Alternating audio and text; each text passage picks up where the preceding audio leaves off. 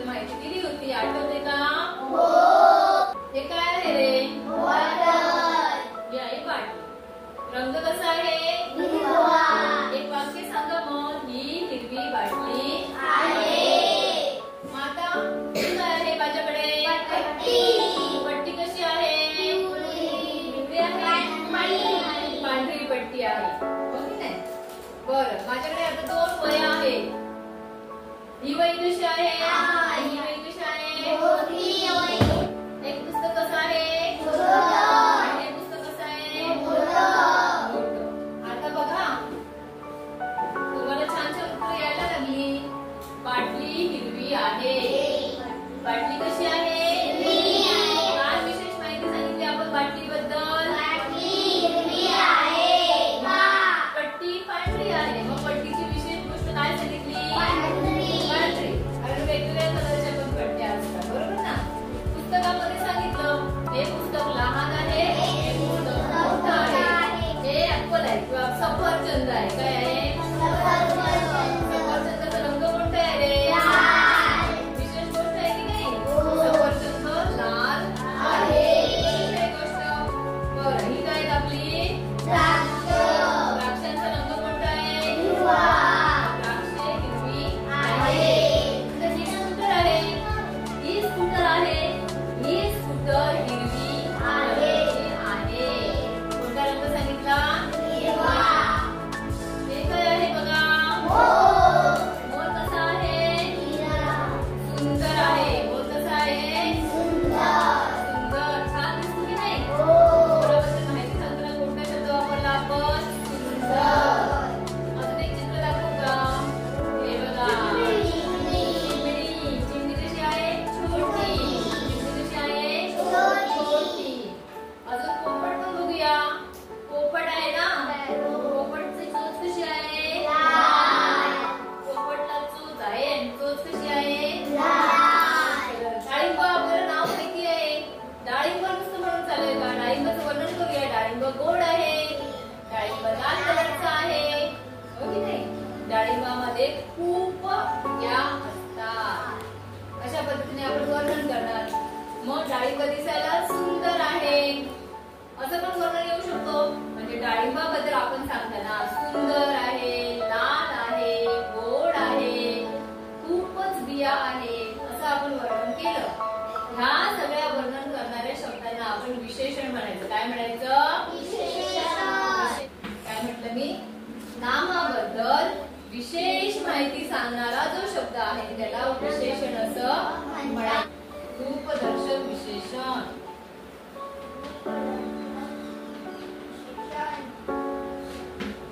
रूप म्हणजे एखाद्याचं वर्णन करायचं, वस्तूचं करायचं, व्यक्तीचं करायचं. बघा, मुलगी सुंदर आहे. काय वर्णन केलं तिचं आपण? सुंदर. मुलगी कशी आहे? सुंदर. तीच मुलगी ठेंगली आहे. काय केलं? मुलीबद्दल काय माहिती सांगितली? ठेंगली आहे.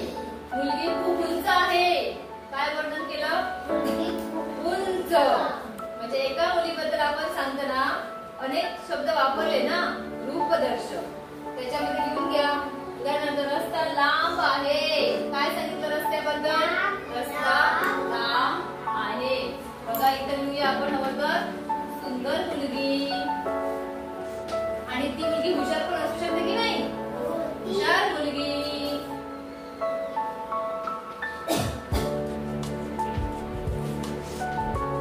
असे शब्द जेव्हा येतात तेव्हा त्याला काय म्हणायचं? रूपदर्शक विशेषण. काय म्हणूया? रूपदर्शक विशेषण. त्याच्यामध्ये दुसरा एक प्रकार असतो, तो असतो संख्यादर्शक विशेषण. काय असतो तो? संख्यादर्शक विशेषण. वेळेला एक संख्या सांग कोणती? 22. बरोबर. हा, 42. बरोबर. ही झाली संख्या. आता संख्या. मग संख्यादर्शक विशेषण काय असू शकतं रे? माझ्याकडे 2 फुले आहेत, माझ्याकडे खडू आहे, माझ्याकडे 5 पेन आहे. आठवड्याला किती वार असतात? 7 वार असतात. विशेष माहिती सांगताना संख्या वापरल्या असतील तर त्याला संख्यादर्शक विशेषण असं म्हणायचं. सांगा बरोबर. 2 फुले. बघा मी लिहिते. 2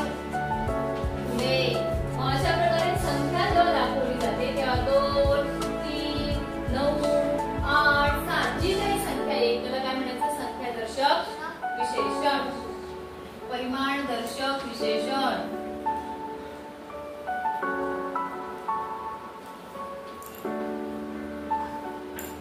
पर 1 किलो, 1 लिटर, सेंटीमीटर, मीटर ही परिमाण आहेत मोजायची. तर त्याच्यामध्ये आपण म्हटलं काय म्हणतो बघूया आपण, थोडंसं दूध. आईला सांगतो, आई मला थोडंसं दूध दे. आई मला थोडीशी आमटी घाल. आमटी सांगताय तुम्ही, पण आमटी बद्दल आधी सांगताय ना, मला थोडीशी आमटी दे. बरं, आवडणारा पदार्थ आहे, मग सांग आई मला थोडं जास्तच दे. हो की नाही? त्यानंतर अजून तुम्ही म्हटलात साखर आवडते, गोड असते, मला 2 चमचे साखर घाल. किंवा चहामध्ये जास्त साखर घाल, कमी साखर घाल, जास्त साखर घाल. मग असं सांगताना थोडा, जास्त, कमी, खूप असे शब्द वापरणं. त्याला काय म्हणायचं, परिमाण. म्हणजे आपण एक क्वांटिटी सांगतो ना, त्याची प्रमाण सांगतो ना, प्रमाणदर्शक दाखवतो त्यावेळी काय म्हणायचं, परिमाणदर्शक विशेषण. उदाहरण घेऊया आपण, थोडे दूध. काय म्हणूया आपण, थोडे दूध. जास्त साखर, ते शब्द येतील तेव्हा त्याला म्हणायचं परिमाणवाचक विशेषण. समजलं तुम्हाला? काय काय बघितलं, नामाबद्दल विशेष माहिती सांगणारा शब्द म्हणजे विशेषण. विशेषणामध्ये 4 प्रकार बघितले. रूपदर्शक म्हणजे एखाद्याचं वर्णन करणारा, होय की नाही? आता आपण पुढे जाऊन करणारच आहोत वर्णन, आपल्या सगळ्यांचीच वर्णन आपण करूया, होय की नाही? मग रूपदर्शक विशेषण मध्ये सुंदर मुलगी, खट्याळ मुलगा, हुशार मुलगी, होय की नाही? नम्र मुलगी, अजून दुसरे खोडकर मुलगी, शांत मुलगी, वात्रट मुलगा, असे जे शब्द वापरून त्यावेळी त्याला काय म्हणायचे, म्हणूया रूपदर्शक विशेषण. संख्यादर्शक मध्ये 3 पेनं, 2 फुलं, 5 जहाज, हो की नाही?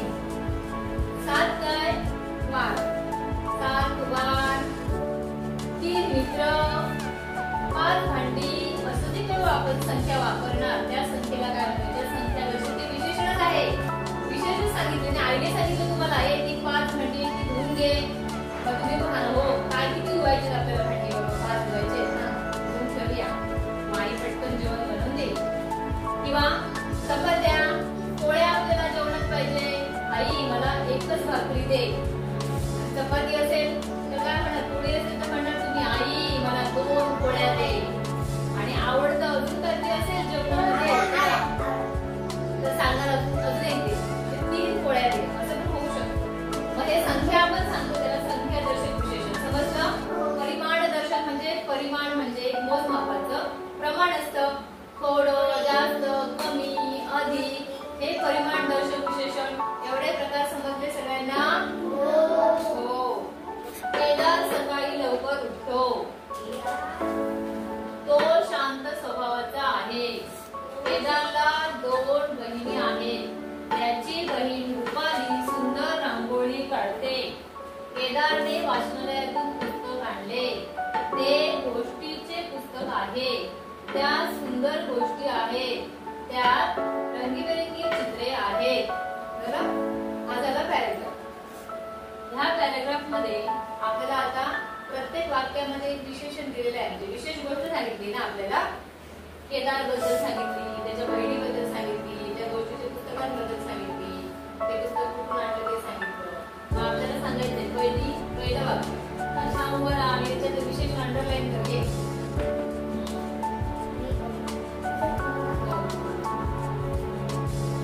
शांत स्वभावाचा आहे, व्हेरी गुड.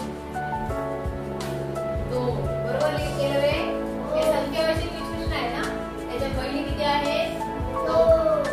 त्याची बहीण रुपाली सुंदर रांगोळी काढते.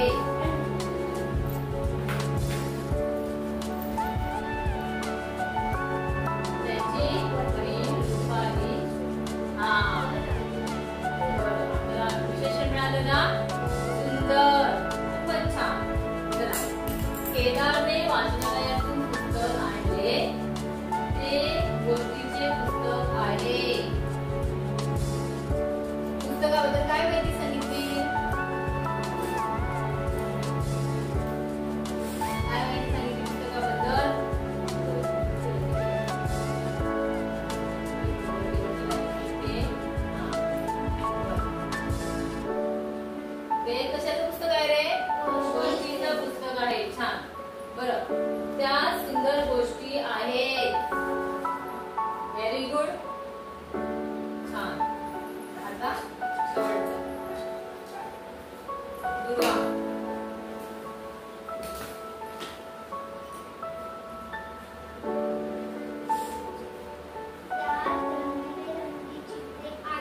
चित्रे कशी आहेत?